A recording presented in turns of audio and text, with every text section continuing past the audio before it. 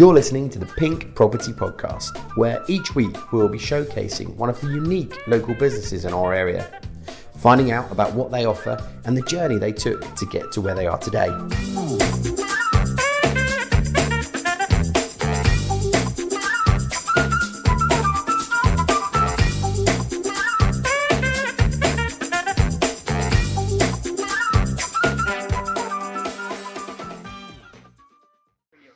Hello and welcome to this week's episode of the podcast. Today we are at AVS Vehicle Services in Stansted and I'm here with Dave Hutley. Dave, thanks very much for joining me on the podcast this week. You're welcome. Thanks for inviting me. Chance to explore your business and let everybody know about what you've got going on here in Stansted and in Bishop Stortford as well. Cool.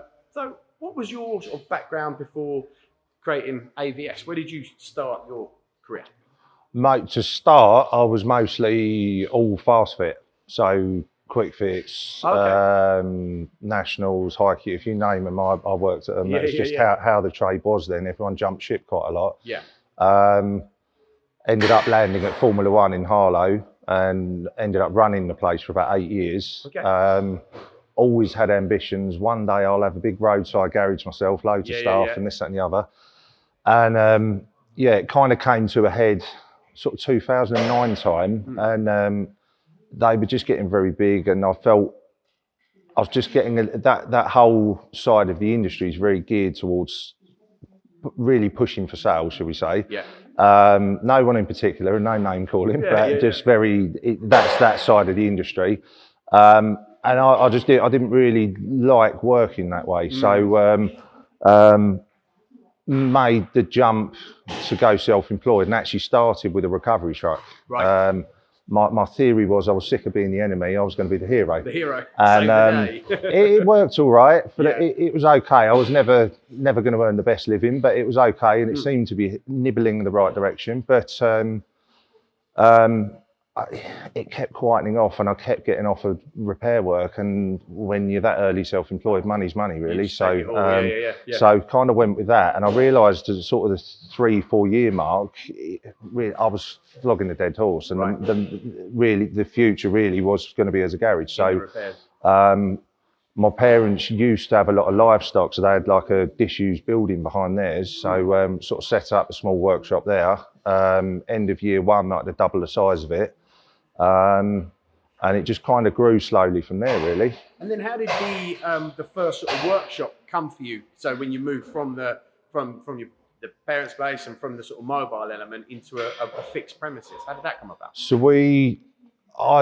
at that point I had one chap working for me, sort of regular, and we were really struggling to cope. Yeah. And literally through the grapevine, I'd heard that what was Thorley Motors in Stortford, he was retiring basically. Right. So he was looking to sell up, and I went and had a chat with him, and six months later I took over there. So that was Christmas Eve. What was 3 years ago? 2019. So took the keys for there. Premises 3 years ago, and then 3 years ago, yeah. Stansted seemed to come quite quickly. How quickly did that come? Relatively quickly. So really, all nine years self-employed leading to Thorley. Yeah. Really heavily, all my customer base was Stansted. Right.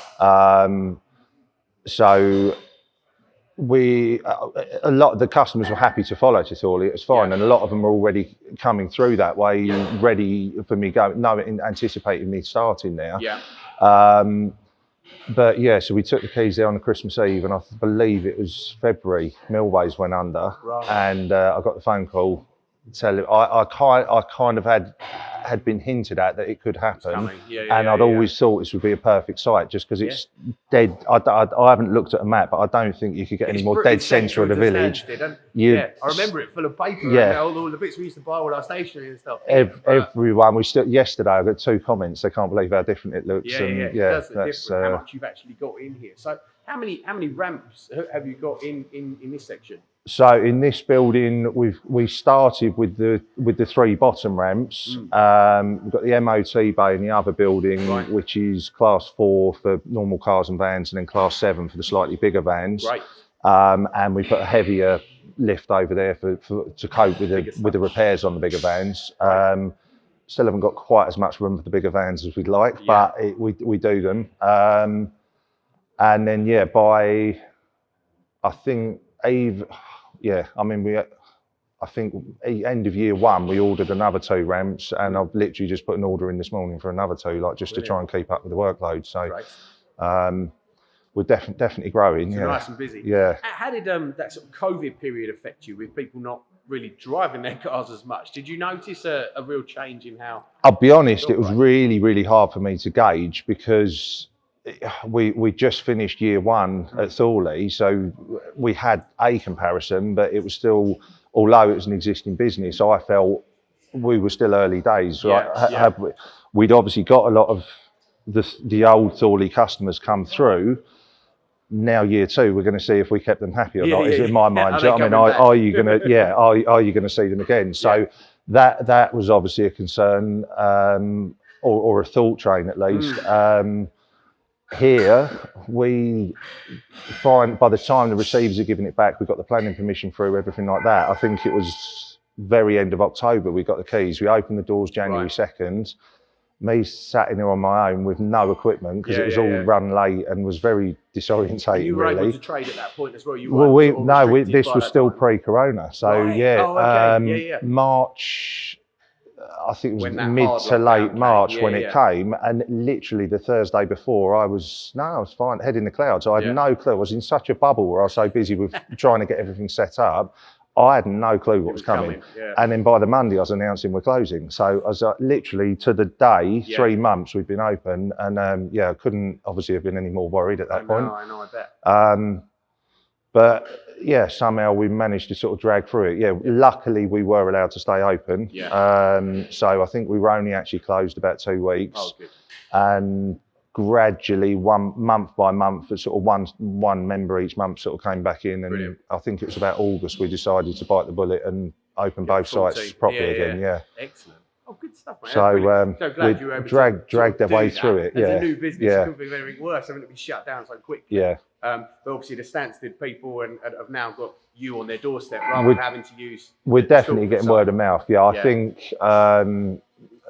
I don't know if captive audience is the right way of describing it, but obviously there aren't really any other garages in the village, not to speak of. So it's been very well received, really. I think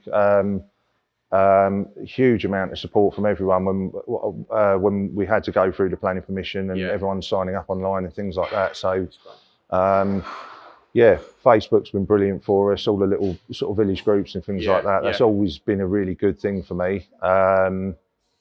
Fueling those customer numbers coming from that's good. it. Good. And I've seen something in the garage as we've been wandering around. I've seen the Stansted Sleigh.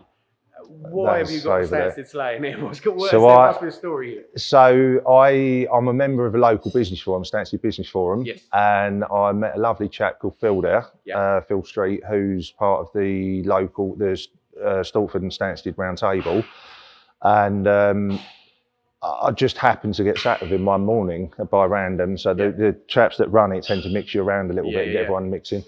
And he said they gained this sleigh and this, that and the other. But I said, I'd be happy to give it a once over for them, basically.